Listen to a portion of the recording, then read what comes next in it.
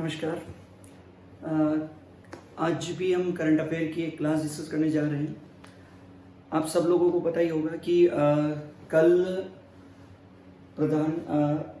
वित्त मंत्री के द्वारा एक आर्थिक पैकेज की घोषणा की गई है और इससे एक दिन पहले प्राइम मिनिस्टर ने ये बोला था कि अर्थव्यवस्था को रिवाइव करने के लिए और लोगों को जो समस्या हो रही है उनके समाधान के लिए एक हम आर्थिक पैकेज की घोषणा करेंगे जो लगभग 20 लाख करोड़ रुपए का होगा। तो जो फर्स्ट फेज जो था इन घोषणाओं का, जो कल वित्त मंत्री के द्वारा इससे संबंधित जो घोषणाएं की गई, उसमें जो इम्पोर्टेंट चीज़ें हैं हमारे एग्ज़ाम या एक सामान्य व्यक्ति के जानने के हिसाब से उस पर हम लोग डिस्कस करेंगे। हालांकि बातें इस पर बहुत सारी हुई है, जैसे टैक्स के संबंध में बात हुई है। इसके अलावा जो कंपनियां हैं उन कंपनियों को टैक्सेशन के संबंध में या जीएसटी वगैरह की रिटर्न भरने की डेट वगैरह इन सब की बात हुई है, पर वो केवल एक डेट से संबंधित मामला है। अगर टीडीएस का 25% वाला हिस्से को अलग कर दिया जाए तो टैक्स के संबंध में कोई बहुत बड़ी बात नहीं है। केवल इनकम टैक्स रिटर्न फाइल करना है, जीएसटी रिटर्न से संबंधित जो भी ऑडिट वगैरह की डेट है उसको गवर्नमेंट ने थोड़ा आगे बढ़ाया है। 3 सेक्टर पर आज हम लोग बात करने जा रहे हैं। आप बहुत ध्यान से इसको समझने का प्रयास करिएगा। उसमें कंसेप्ट भी है और फैक्ट भी है कि गवर्नमेंट ने क्या दिया, और हम ये भी डिस्कस करेंगे कि क्या वाकई एक बड़ा पैकेज दिया गया है या पैकेज का नाम लेकर सिर्फ एक लोन देने की प्रक्रिया जो है उसको थोड़ा आसान कर दिया गया है। ठीक है, 3 चीजें, एक तो एमएसएमई सेक्टर के लिए क्या कार्य हुआ, दूसरा जो एनबीएफसी है यानी नॉन बैंकिंग फाइनेंशियल कॉर्पोरेशन है उनके लिए क्या हुआ, ठीक है, और एक डिस्कॉम के लिए भी एक लगभग 90,000 करोड़ रुपए की पैकेज की घोषणा की है। तो इन तीनों चीजों को हम समझने का प्रयास करेंगे। ठीक है, तो step by step to the point हम बात करते हैं। सबसे पहली बात तो आप लोगों को याद रखना है कि जो पूरा जो मिशन है यानी जिस पे काम किया जा रहा है वो है आत्मनिर्भर भारत अभियान। ठीक है, इसको पिछले 2-3 दिनों से बहुत ज्यादा प्रचारित भी किया जा रहा है, आप सब लोग जानते हैं। देखिए यहाँ पर जैसे सोशल मीडिया वगैरह में बहुत कुछ आ रहा है आत्मनिर्भरता का मतलब क्या, किन किन क्षेत्रों में आत्मनिर्भरता का सीधा सा अर्थ ये होता है कि अगर हम एक देश के पर्सपेक्टिव में, एक देश के बारे में अगर हम बात करें तो आत्मनिर्भरता का मतलब है कि जो वस्तुएं, जो सेवाएं आप उत्पादित कर सकते हैं या आप उत्पादित करने की क्षमता रखते हैं या जिनसे संबंधित रॉ मटेरियल आसानी से आपके यहाँ अवेलेबल है, उनमें आपको आत्मनिर्भर होना चाहिए। आत्मनिर्भरता का कतई ये मतलब नहीं होता है कि आप हर वस्तु या हर सेवा अपने यहाँ ही बनाएं। ठीक है, जैसे एक एग्जांपल है, मान लीजिए एक बहुत आसान सा जो उदाहरण है वो है कि कश्मीर में या जो हमारे जो पहाड़ी राज्य या हिमालयी क्षेत्र के जो राज्य, वहाँ सेब का उत्पादन होता है या सेब की फसल होती है, उसको रेगिस्तान में नहीं उगाया जा सकता है। हो सकता है आप आर्टिफिशियल क्लाइमेट बनाकर उसको कर भी लेंगे तो भी वो आपको बहुत महंगा पड़ने वाला है। तो आत्मनिर्भरता का मतलब है जो बनाने की, जो करने की हमारी क्षमता है, जो हम करने की योग्यता और क्षमता रखते हैं वो हमें करना चाहिए, उसे ही आत्मनिर्भरता कहा जाता है। अब इसमें जो आत्मनिर्भर भारत अभियान है उसमें कुछ पिलर की बात की जा रही है, प्राइम मिनिस्टर ने भी की और इससे के बाद वित्त मंत्री ने भी की कि हमें किन बातों पर फोकस करना चाहिए। एक तो है इकोनॉमी, यानी हमें हमारी अर्थव्यवस्था पर काम करना होगा। अर्थव्यवस्था पर काम करने का मतलब है जो भी आर्थिक क्रियाकलाप है उन पर। दूसरा है इंफ्रास्ट्रक्चर। ठीक है, इंफ्रास्ट्रक्चर चाहे वो भौतिक इंफ्रास्ट्रक्चर हो या अन्य जो मानवीय इंफ्रास्ट्रक्चर हो, उन सब में हमें सुधार करना होगा।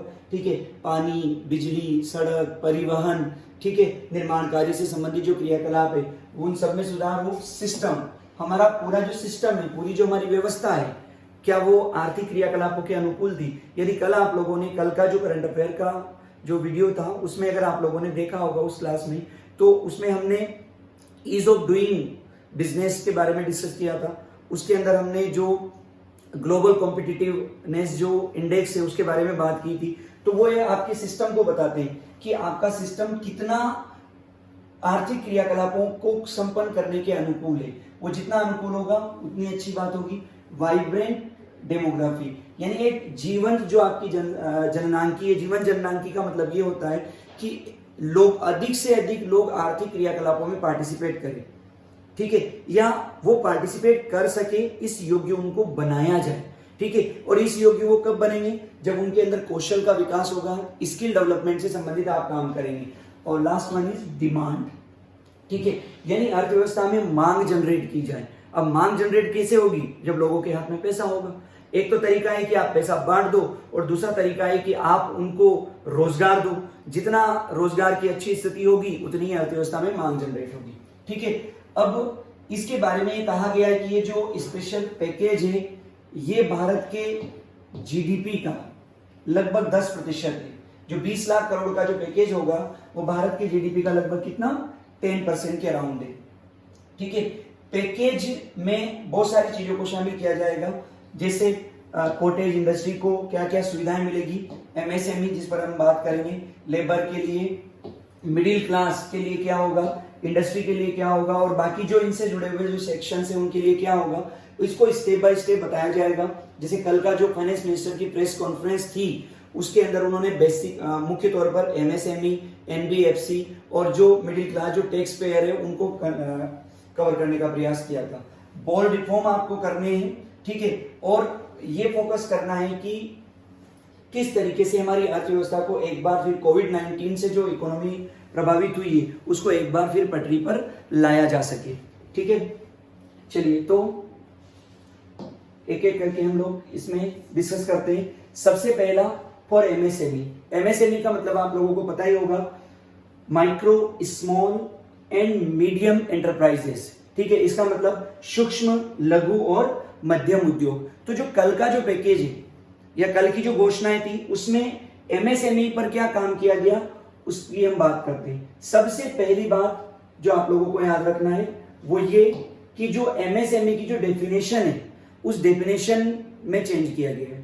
पहले जो डेफिनेशन थी वो अलग थी और अब जो डेफिनेशन है वो थोड़ी अलग हो गई है। ये आप लोगों को याद रखना है, ये बेसिक है और ये अगले कुछ सालों तक यही रहने वाला है। तो अगर आपसे प्रीलिम्स के अंदर ये सवाल पूछा जाए कि माइक्रो यानी सूक्ष्म उद्योग किसे कहते हैं, स्मॉल यानी लघु उद्योग किसे कहते हैं और मध्यम उद्योग किसे कहा जाता है, इसकी डेफिनेशन आपको पता होना चाहिए। सबसे पहले क्या था, पहले जो माइक्रो की जो डेफिनेशन थी वो ये थी कि 25 लाख रुपए तक का निवेश किया जाए।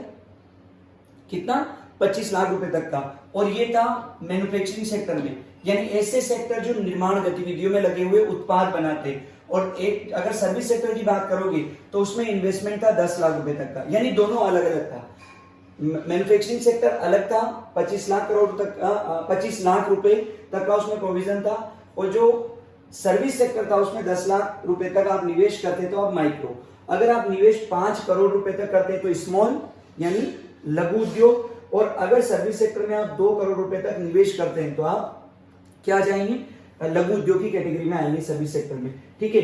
अगर हम मीडियम एंटरप्राइजेस की बात करें तो 10 करोड़ रुपए तक का निवेश था और सर्विस सेक्टर में 5 करोड़ रुपए तक का था। अब देखिए जो रिवाइज जो क्लासिफिकेशन है एमएसएमई का, यानी कल जो वित्त मंत्रालय के द्वारा जो नोटिफिकेशन निकाला गया वो इस तरीके से कर दिया गया। सबसे खास बात, जो अलग अलग जो पैरामीटर थे मैन्युफैक्चरिंग सेक्टर के लिए यानी विनिर्माण उद्योग के लिए और सर्विस जो क्षेत्र था उसके लिए अलग अलग पैरामीटर थे, पहले तो उनको मिला दिया गया, ये आपको याद रखना है। और क्या चेंज हुआ, अब जो माइक्रो यानी जो सूक्ष्म होगा वो 1 करोड़ रुपए तक का निवेश करे और जो टर्नओवर है उसका 5 करोड़ रुपए तक का हो।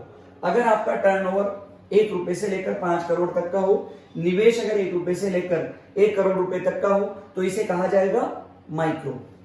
दूसरा स्मॉल, स्मॉल का मतलब इन्वेस्टमेंट जो है वो 10 करोड़ रुपए तक का हो और टर्नओवर 50 करोड़ रुपए तक का हो तो इसे क्या कहा जाएगा, स्मॉल या लघु उद्योग, ठीक है। और मीडियम इन्वेस्टमेंट यानी निवेश 20 करोड़ रुपए तक का हो और टर्नओवर जो है वो 100 करोड़ रुपए तक का हो। यानी जो नई जो डेफिनेशन है, नया जो क्लासिफिकेशन है, पहली बात तो आपको याद रखना अलग अलग नहीं है, यानी मैन्युफैक्चरिंग सेक्टर अलग और सर्विस सेक्टर जो पहले अलग था वो अलग अलग नहीं है, उन सबको मिला दिया गया है। और एक नई चीज टर्नओवर जोड़ा गया, पहले टर्नओवर की सीमा नहीं थी कि पूरे 1 वर्ष में कितना कारोबार वो उद्योग करेगा, उसकी सीमा नहीं थी। दूसरी बात, अब जो माइक्रो स्मॉल और मीडियम एंटरप्राइजेस है वो तुलनात्मक रूप से और ब्रॉड हो गए, यानी जो पहले जो इनसे जो बड़े उद्योग थे वो इसमें शामिल नहीं थे, लेकिन अब बड़े उद्योगों को भी एक प्रकार से इसमें शामिल कर लिया गया, क्योंकि 20 करोड़ रुपए का निवेश मतलब एक बहुत बड़ी बात होती है। ठीक है, तो एक तो आपको याद रखना है कि अब इनका क्लासिफिकेशन क्या है। अब देखिए क्या क्या सुविधाएं दी गई है इस पैकेज के तहत, उसको जरा एक बार हम डिस्कस करते हैं। ठीक है, सबसे पहली बात कि जो एमएसएमई और जो बिजनेसेस हैं, यानी उनमें एमएसएमई भी शामिल है, उनको 3 लाख करोड़ का कोलेटरल फ्री लोन मिलेगा। ठीक है, 3 लाख करोड़ रुपए का कोलेटरल फ्री लोन दिया जाएगा। कोलेटरल फ्री लोन का मतलब ये होता है कि उन उद्योगों को जब वो लोन लेने के लिए जाते हैं तो किसी प्रकार की गारंटी नहीं देनी पड़ेगी, बिना गारंटी के उनको लोन सैंक्शन किया जाएगा। तो फिर गारंटी कौन देगा वो आगे हम बात करेंगे। ठीक है, अब देखिए ये जो कोलेटरल फ्री लोन मिलेगा, ये बैंक जो अभी कार्यरत थे, यानी 29 फरवरी 2020 तक बैंकों के द्वारा जितना लोन दिया गया था या जितनी उनकी आउटस्टैंडिंग थी, बकाया था लोन के रूप में, उसका ये लगभग 20% है। यानी ये 3 लाख करोड़ लगभग कितना है, 20% है। ठीक है, अब देखिए इसमें क्या शामिल किया गया, borrowers with up to 25 crore outstanding and 100 crore turnover eligible, यानी ऐसे बोरोवर को भी एलिजिबल इसमें किया गया है जिनका बकाया जो है वो 25 करोड़ है और उनका पूरा जो टर्नओवर है वो 100 करोड़ रुपए तक का है, वो इसमें एलिजिबल है। ठीक है, यानी ये लोग इस लोन को ले सकते हैं, यानी 100 करोड़ रुपए के टर्नओवर की एक सीमा निर्धारित की गई। ठीक है, loan to have 4 year tenure with moratorium of 12 months on principal payment. इसका मतलब ये हुआ कि जो 3 लाख करोड़ का लोन अलग अलग एमएसएमई को मिलने वाला है, आरंभ के 12 महीने तक उनको मोरेटोरियम मिलेगा, यानी उनको जो मूलधन है उस मूलधन को चुकाने की आवश्यकता नहीं है। वो चुकाने की जरूरत उनको कब पड़ेगी, 12 महीने बाद। इसका मतलब ये हुआ कि जो इंटरेस्ट है वो आपको देना पड़ेगा। ठीक है, नेक्स्ट जो लोन है ये 3 लाख करोड़ का, जो सरकार ने जो सबसे बड़ी रिस्क ली है, जिसे आप एक पैकेज के रूप में कह सकते हैं। आप खुद ये सोचेंगे कि जब लोन दे रहे तो पैकेज कौन सा, तो पैकेज किस रूप में है वो इस पॉइंट से आप समझिए। पैकेज इस रूप में है कि जो लोन दिया जा रहा है उस लोन के प्रिंसिपल यानी मूलधन और इंटरेस्ट पर बैंक और एनबीएफसी यानी जो लोन देने वाली संस्थाएं हैं, उन लोन देने वाली संस्थाओं को 100% क्रेडिट गारंटी गवर्नमेंट दे रही है। इसका मतलब ये हुआ कि आप 3 लाख करोड़ रुपए का लोन दे दीजिए, अगर आपका पैसा डूबता है, अगर रिकवरी नहीं होती है तो उसकी गारंटी हम देते हैं, यानी कि सरकार ये पैसा चुकाएगी एक प्रकार से। तो बैंक और एनबीएफसी को चिंता करने की जरूरत नहीं है, बस यही पैकेज है। पैकेज जो है वो यही है कि जिसकी रिकवरी नहीं होगी वो पैसा हम आपको देंगे, बाकी तो लोन है। समझ में आई बात आपके? ठीक है, इसका मतलब ये हुआ कि लोन के रूप में पैकेज दिया गया और लोन की गारंटी दे दी गई। मतलब आप किसी को पैसा दिलवाते हैं और बदले में ये दे देते हैं कि ये बोल देते हैं कि अगर तेरा पैसा नहीं मिला तो मैं वापस करूंगा। सिंपल सा ही वही हो रहा है, यानी आपने गारंटी दी, सरकार ने गारंटी दे दी और इसको पैकेज के रूप में शामिल कर दिया। ठीक है, एक आपको याद रखना है, नो गारंटी फी नो फ्रेश कोलेट्रल। ठीक है, यानी कि जो लोन दिया जाएगा उस पर गारंटी फी नहीं लगेगी और कोई फ्रेश कोलेट्रल यानी जो गारंटी या जमानत राशि जमानत के तौर पर कुछ भी कागज वगैरह नहीं रखे जाएंगे। ये स्कीम कब तक अवेलेबल है, ये पूरे समय के लिए नहीं दिया गया है, ये भी आपको याद रखना है। जो स्कीम है वो अवेलेबल है 31 अक्टूबर 2020 तक, यानी जो एमएसएमई है, micro small and medium enterprises, वो अक्टूबर 2020 तक इसका लाभ ले सकते हैं। ठीक है, तो पहली बात होगी 3 लाख करोड़ रुपए के लोन की बात। एमएसएमई को 3 लाख करोड़ रुपए तक का लोन मिलेगा और इस लोन पर सरकार पूरी गारंटी दे रही है। किसको? बैंकों को और एनबीएफसी को, यानी जो लोन देने वाली संस्थाएं, यानी वो बिना डर के लोन बांट सकती है। पहला जो घोषणा थी बड़ी वो ये है। ठीक है, अब देखिए दूसरी जो घोषणा है सरकार की वो क्या है कि 50,000 करोड़ रुपए equity infusion for MSME through fund of fund. एक फंड ऑफ फंड बनाया जाएगा। फंड ऑफ फंड का मतलब वो होता है एक प्रकार का म्यूचुअल फंड होता है जो अलग अलग क्षेत्र में निवेश करता है, यानी इस लोन को एक प्रकार से निवेश माना जाएगा। ठीक है, यानी 10,000 करोड़ का ये एक फंड होगा जो अलग अलग एमएसएमई है, उन एमएसएमई को ये दिया जाएगा। और जब आप लोन भी देते हैं तो वो भी एक प्रकार का क्या होता है, इन्वेस्टमेंट होता है। तो फंड ऑफ फंड के माध्यम से फंड तो होगा 10,000 करोड़ का, पर इसके तहत जो इक्विटी जो दी जाएगी वो लगभग 50,000 करोड़ रुपए की होगी, और इसको भी एक पैकेज के रूप में शामिल किया गया है, ये आप लोगों को याद रखना है। ठीक है, तो एमएसएमई के लिए जो दूसरी व्यवस्था है फंड ऑफ फंड के थ्रू, वो कितना का है, 50,000 करोड़ का। इसके बाद नेक्स्ट, ये एक इंपॉर्टेंट पॉइंट है जिसको आप लोगों को याद रखना है। ये खासकर उनके बारे में है जो ऐसे एमएसएमई हैं जो पहले ही लोन चुकाने में असमर्थ थे, तो अब दोबारा उनको रिवाइव होने के लिए लोन मिलेगा या नहीं मिलेगा, उसके लिए भी व्यवस्था की गई है पैकेज के तहत। क्या है, 20,000 करोड़ सबऑर्डिनेट डेब्ट फॉर स्ट्रेस्ड एमएसएमई। ठीक है, सबसे पहली बात आप याद रखिए कि स्ट्रेट एमएसएमई किसे कहा जाता है। स्ट्रेस का मतलब इकोनॉमी में क्या होता है, देखिए ऐसे एसेट या ऐसा धन जो आपको प्राप्त नहीं हो रहा है, और बैंक के टर्म में अगर हम बात करें तो ऐसा पैसा जो एनपीए बन गया है, प्लस ऐसा पैसा जो स्ट्रक्चर फंड का हिस्सा हो गया है। ठीक है, और ऐसा धन जिसे सरकार ने क्या कर दिया, राइट ऑफ कर दिया। ठीक है, अगर सरकार से मतलब बैंकों ने राइट ऑफ कर दिया, इसका मतलब ये हुआ, और ये कैसे होता है ये थोड़ा सा समझ लीजिए। एनपीए उसे कहा जाता है जब प्रिंसिपल अमाउंट और इंटरेस्ट अमाउंट लगातार 90 दिनों तक पे नहीं किया जाए बोरोवर के द्वारा या ऋण लेने वाले व्यक्ति के द्वारा, तो उसे एनपीए कहा जाता है। स्ट्रक्चर फंड का मतलब ये होता है कि आपने लोन लिया, पहले आपने ये वादा किया था कि मैं हर महीने किस्त दे दूंगा और अगले महीने से इसकी शुरुआत हो जाएगी। कुछ महीने तक आपने दिया और उसके बाद फिर आप देने में असमर्थ हो गए, तो फिर बैंक और आपके बीच में एक और फ्रेश कॉन्ट्रैक्ट हुआ, और उसमें आपने ये तय किया कि नहीं अभी नहीं दे पाऊंगा, लेकिन अगला जो भी हम बैठकर म्यूचुअल अंडरस्टैंडिंग से जो बात कर रहे हैं उसके अकॉर्डिंग मैं इसको रीपे कर दूंगा। ठीक है, तो इसको आरएफ कहा जाता है। राइट ऑफ का मतलब बहुत आसान है, इसका मतलब बैंक ने ये मान लिया कि ये पैसा अब नहीं आएगा, उसको वो कर्ज के रूप में काउंट ही नहीं करते। तो ऐसे एमएसएमई जिनका धन एनपीए में कन्वर्ट हो गया, जो उन्होंने लोन ले रखा था आरएफ में कन्वर्ट हो गया और जिसे राइट ऑफ कर दिया गया, उनको भी बेनिफिट इसमें दिया जाएगा। ठीक है, और ये एक प्रकार से सबऑर्डिनेट डेब्ट है। मेन तो 3 लाख करोड़ रुपए का हो गया, लेकिन ये 20,000 करोड़ रुपए का अलग से है। ठीक है, अब देखिए इसमें क्या है, जो मैंने अभी कहा कि functioning MSME which are NPA और स्ट्रेस्ड विल बी एलिजिबल, यानी ऐसे एमएसएमई जिनकी स्थिति बहुत ज्यादा खराब थी, जिनका लोन एनपीए आरएफ या राइट ऑफ कर दिया गया था, उन सभी एमएसएमई को इसमें एलिजिबल कर दिया गया, यानी वे दोबारा फिर से अपने सारे जो उत्पादन कार्य प्रयास है उनको आरंभ कर सकते हैं।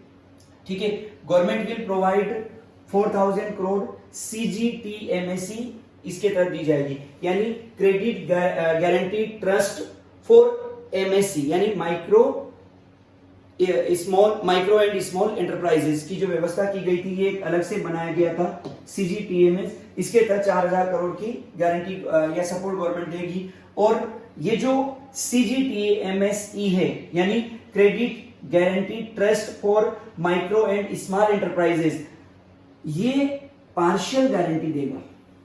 ठीक है, क्या देगा, पार्शियल गारंटी देगा। पार्शियल गारंटी का मतलब ये हुआ कि जो लोन बैंकों के द्वारा दिया जाएगा उस पूरे लोन की ये गारंटी ना देके उस लोन के कुछ हिस्से की गारंटी देगा कि इतना पैसा अगर आपका डूबता है तो वो हम चुकाएंगे और बाकी आपके ऊपर है। तो इसका मतलब ये हुआ कि इनको, यानी जिनका एनपीए में कन्वर्ट हो चुका है या जिसे स्ट्रेस्ड एमएसएमई हम कह रहे हैं, इनको लोन देने से पहले बैंकों को बहुत ध्यान रखना पड़ेगा, क्योंकि सरकार पूरी गारंटी नहीं दे रही है। अगर सरकार पूरी गारंटी देती तो फिर बैंक बांट देते, क्योंकि बैंकों को ये पता है अगर नहीं आया पैसा तो सरकार से हम लोग वसूल कर लेंगे। ठीक है, ये आप लोगों को याद रखना है।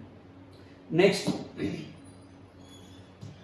एक और ये आप लोगों को याद रखना है, जो सीधा एमएसएमई से नहीं जुड़ा हुआ है लेकिन एमएसएमई का एक हिस्सा है। क्यों? क्योंकि एमएसएमई में बहुत सारे जो कर्मचारी है वो काम करते हैं, और ऐसे बहुत सारे एमएसएमई हैं जो कहीं ना कहीं ईपीएफ यानी जो एम्प्लॉय प्रोविडेंट फंड है उसके दायरे में भी आते हैं। तो जब कोविड-19 की शुरुआत हुई थी तब गवर्नमेंट ने आरंभ में ये घोषणा की थी कि ईपीएफ में जो कंट्रीब्यूशन है, कितना कंट्रीब्यूशन 12% एम्प्लॉयर का होता है और 12% जो है वो एम्प्लॉय का होता है, यानी नियोक्ता और श्रमिक दोनों का जो 12-12% होता है उसको हम देंगे कुछ महीनों तक। कौन से महीनों तक? मार्च, अप्रैल और मई माह तक सरकार ने देने की बात की थी।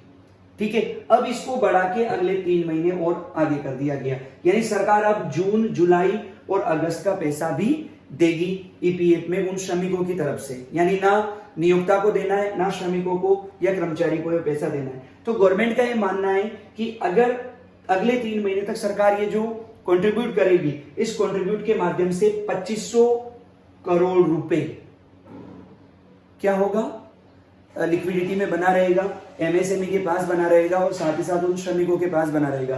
तो गवर्नमेंट ने इसको भी एक पैकेज का हिस्सा बना लिया। समझ में आई बात आपकी? ठीक है, यानी एक प्रकार से इससे 3,67,000 जो एमएसएमई है उनको फायदा होगा और साथ ही साथ लगभग 72 लाख इंप्लॉय को फायदा होगा, क्योंकि ये 2500 करोड़ रुपए उनके हाथ में ही बने रहेंगे। अब जब ये पैसे उनके पास बने रहेंगे तो बाजार में डिमांड जनरेट होगी और डिमांड जनरेट होगी तो स्वाभाविक सी बात है उत्पादन की जो कार्य उनको एक बार फिर से गति मिलेगी, उनमें तेजी आएगी। ठीक है, तो ये 2500 करोड़ रुपए का एक प्रकार का अलग ही टाइप से पैकेज सरकार ने दिया है कि आपका जो कंट्रीब्यूशन है वो हम करेंगे, आपको करने की आवश्यकता नहीं है। ठीक है, अब देखिए ये एक इंपॉर्टेंट, खासकर जो यूपीएससी है या सिविल सेवा परीक्षा की तैयारी कर रहे हैं उनके लिए ये बड़ा क्वेश्चन यहां से हो सकता है। गवर्नमेंट ने ये प्रोविजन किया है कि 200 करोड़ रुपए तक का जो प्रोक्योरमेंट है या जो टेंडर्स है वो अब ग्लोबल टेंडर्स नहीं रहेगा। मतलब global tenders to be disallowed up to Rs 200 crore. पहले क्या होता था कि गवर्नमेंट जो भी प्रोक्योरमेंट करती थी, प्रोक्योरमेंट का मतलब है जो खरीदारी सरकार को भी अलग अलग प्रकार की खरीदारी करनी होती है। जैसे एक बिल्कुल आसान एग्जांपल हम लेते हैं, जैसे स्टेशनरी सरकार तो खुद नहीं बनाती है, लेकिन सरकार के प्रत्येक ऑफिस में स्टेशनरी की जरूरत होती है, तो उसके लिए एक टेंडर निकलता है। ठीक है, और उसमें जो सबसे कम बोली लगाता है उसे वो स्टेशनरी की सप्लाई करनी पड़ती है। इस प्रकार से अलग अलग जो क्रियाकलाप गवर्नमेंट के होते हैं जिनमें गवर्नमेंट को सप्लायर की आवश्यकता होती है ताकि वो जो आवश्यक चीजें उनकी सप्लाई कर सके, तो वो टेंडर निकलते हैं। अब क्या प्रोविजन किया गया कि ऐसे टेंडर जो 200 करोड़ रुपए तक के भुगतान के हैं वो टेंडर ग्लोबल टेंडर नहीं होंगे, यानी वो एक प्रकार से लोकल टेंडर होंगे।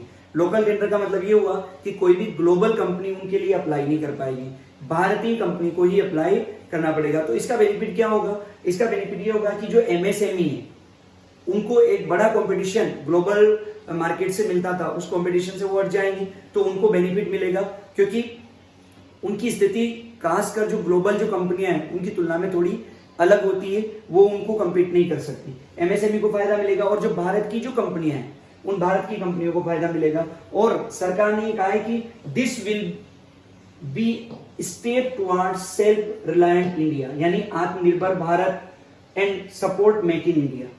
ठीक है, तो ये जो 200 करोड़ के टेंडर की जो बात है ये कहीं ना कहीं आत्मनिर्भर भारत जो अभियान आपने चलाया है उसमें बहुत ज्यादा सहायक होगा, ये आप लोगों को याद रखना है। और जो मैंने अभी डिस्कस किया वो लिखा भी हुआ है कि this will also help MSME to increase their businesses.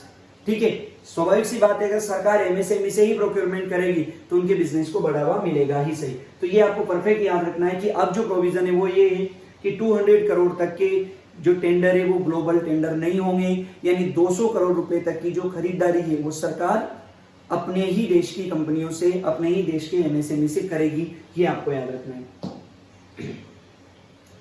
Next जो प्रोविजन है वो है एनबीएफसी के लिए। एनबीएफसी क्या होता है? Non banking financial corporation.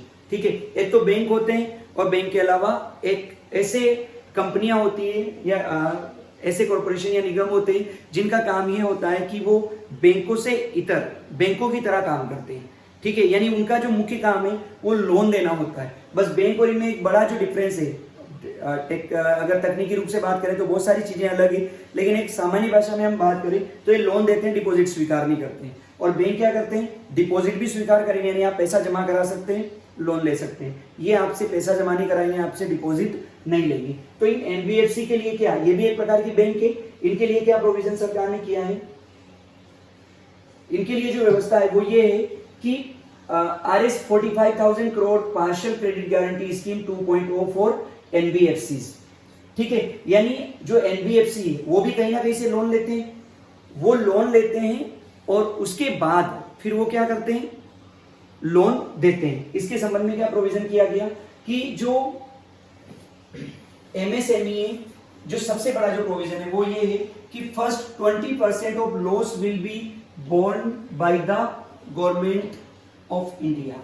यानी एमएसएमई के द्वारा जो भी लोन दिए जा रहे हैं उसका जो 20% है वो 20% गवर्नमेंट ऑफ इंडिया के द्वारा वहन किया जाएगा। लेकिन यहां क्या लिखा हुआ है, फर्स्ट 20% ऑफ लॉस।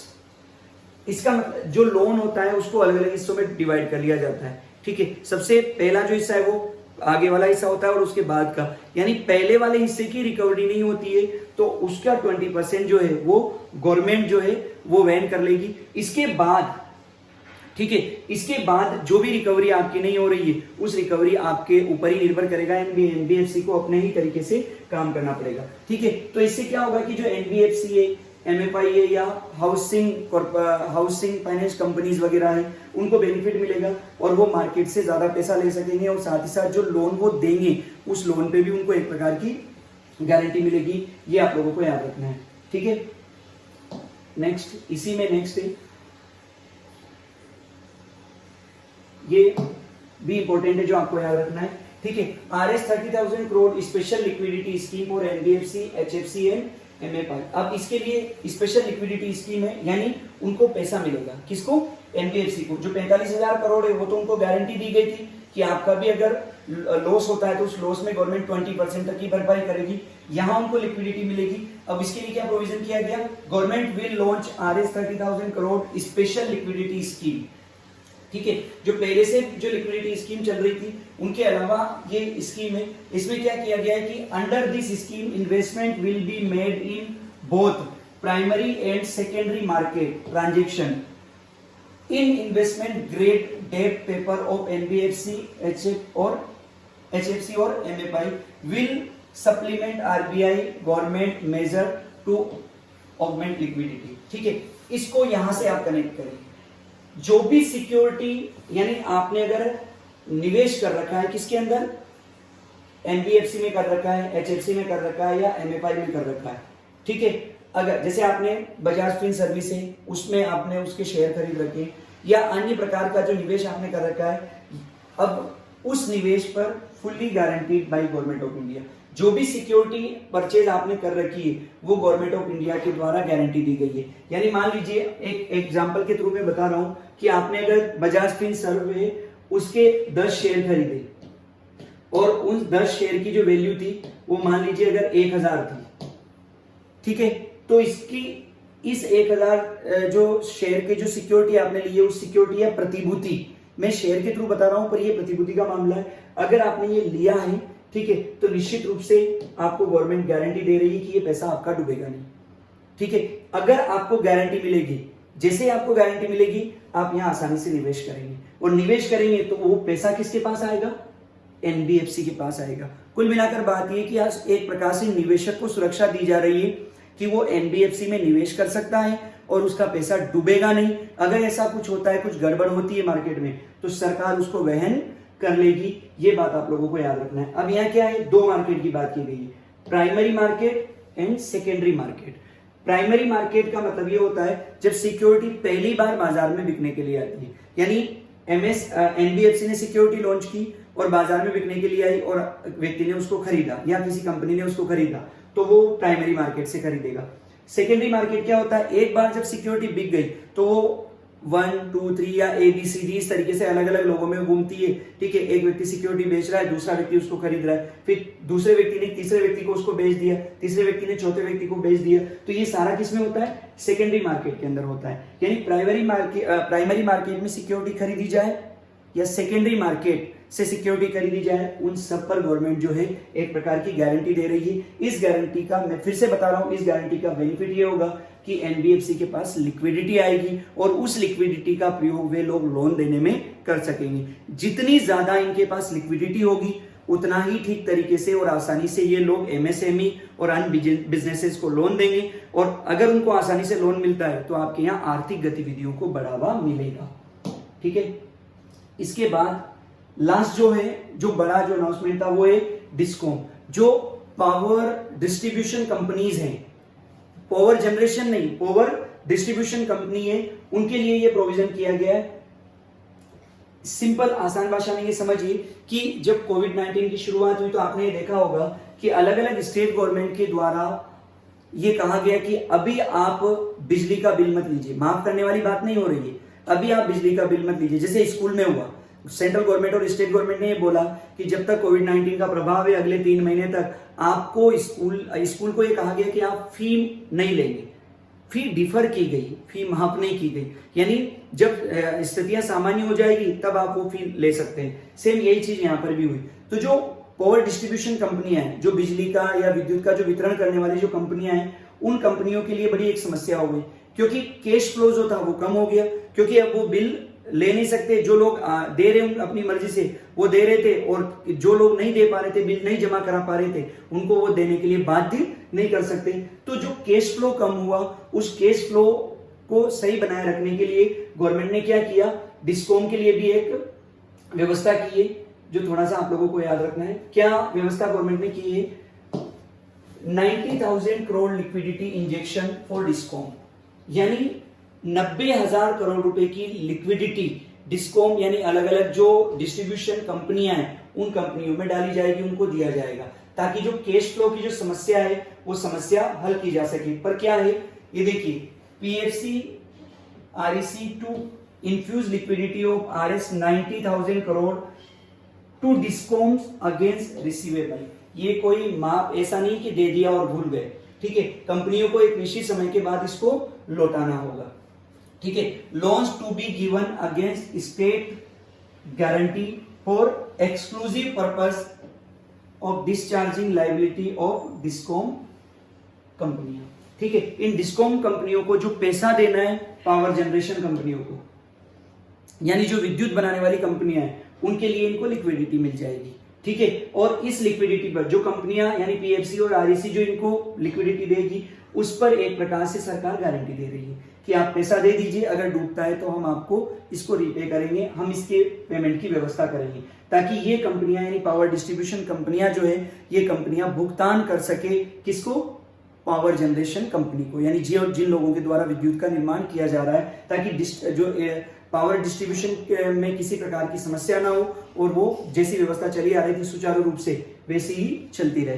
तो एक प्रकार से इस अगर पूरा हम इस आर्थिक पैकेज की हम बात करें तो आर्थिक पैकेज का मतलब ये नहीं था, जैसे जब 20 लाख करोड़ के आर्थिक पैकेज की घोषणा की गई तो बहुत सारे हम में से बहुत सारे लोगों ने ये सोचा कि शायद गवर्नमेंट कैश दे देगी, या यूं कहना चाहिए डायरेक्ट बेनिफिट ट्रांसफर कर देगी, जितना बेनिफिट किसी को 10,000 किसी को 5,000 अलग अलग जो एलिजिबल लोग हैं उनको दे देगी। पर ऐसा कुछ नहीं होने जा रहा है, आगे भी इस प्रकार की शायद घोषणा नहीं होगी कि डायरेक्ट पैसा हाथ में दिया जाए। लोन के बारे में, टैक्स के बारे में प्रोविजन कर दिए जाएंगे। जैसे ये पूरा ओवरऑल अगर आज कल की जो पूरी घोषणा हुई थी, अगर उसको आप देखोगे पूरा, तो उसमें लगभग 5 से 6 लाख करोड़ की घोषणा हो गई, यानी 5 से 6 लाख करोड़ का पैकेज हो गया।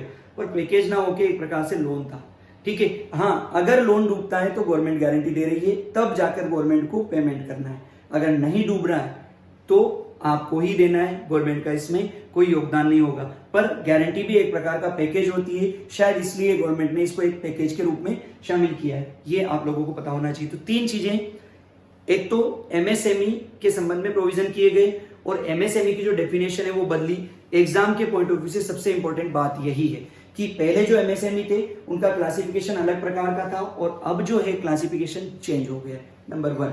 नंबर 2, एनबीएफसी के लिए प्रोविजन किए गए ताकि वे आसानी से लोन दे सके, उनके जो लिक्विडिटी की जो समस्या थी उस लिक्विडिटी की समस्या को हल किया जा सके। और जैसे बैंकों को गारंटी दी गई है 3 लाख करोड़ रुपए तक की, वैसे एनबीएफसी को भी गारंटी दी गई कि वो भी लोन दे सकते हैं, और उनका लोन अगर नहीं आ रहा है समय पर तो सरकार वहन करने का प्रयास करेगी। ठीक है, तीसरा जो डिस्कॉम के लिए प्रोविजन किया गया कि डिस्कॉम यानी डिस्ट्रीब्यूशन कंपनी को जो लिक्विडिटी की समस्या आ रही थी वो लिक्विडिटी की समस्या भी कुछ हद तक हल की जाएगी।